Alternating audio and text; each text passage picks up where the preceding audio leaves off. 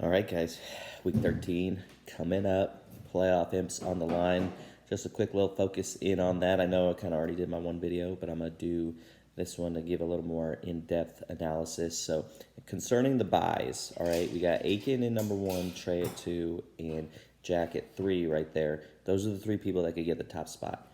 Jack would need Aiken, like I said before, Aiken or Trey to lose and for him to win, which he's going against me, so chances are he will.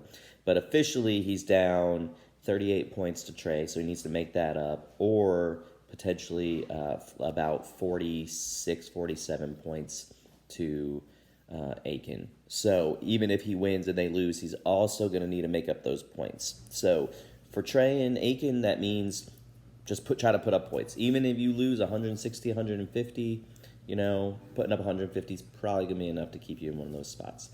All right.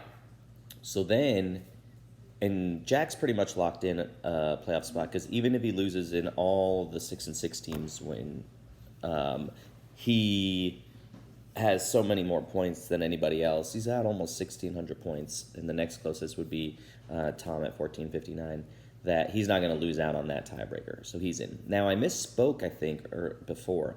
Dan is not set. Like, he may miss the playoffs here. There's a chance.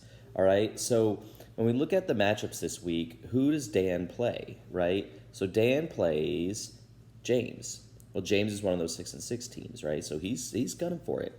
You've got Matt, who's got an easy game against Caroline. You got Joe going against easy game against Robbie. And then you've got Tom, who's got a tough one against Aiken.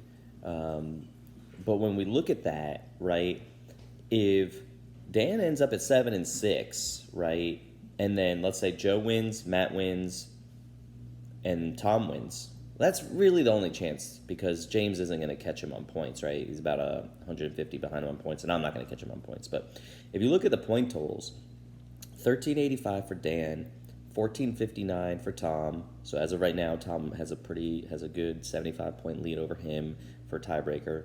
And then you got Matt at 1382 and Joe at 1372. Them three, Dan, Joe, and Matt, are all right there close in points. So if Dan loses, which if he loses, maybe he doesn't have a good week, right? And then Matt and Joe both win, and then Tom wins, so Dan's not clinched, but he's still looking pretty good because he pretty much needs all 3 of those games because he's going to have tiebreak over me or James. So he needs all 3 of those to go that direction. But technically hadn't really clinched and solidified. Then I kind of talked about the next people. You got Tom, 1459, Matt, then Joe, then James, then me. I mean, me and James, right? We pretty much we both need to win, and we need Tom, Matt, and Joe to all lose. So that's really what we're looking like, because we're not going to catch on points.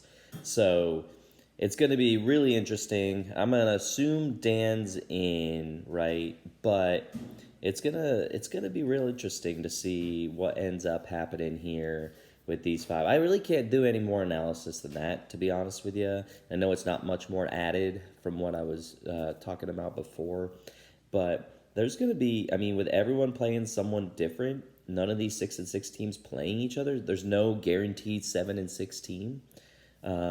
So it's gonna be wild. Best of luck, everyone, this week. It's Friday. Happy Friday. Drink a cold mountain. Make some homemade pizza dough. Do whatever you love to do. All right. Later, guys.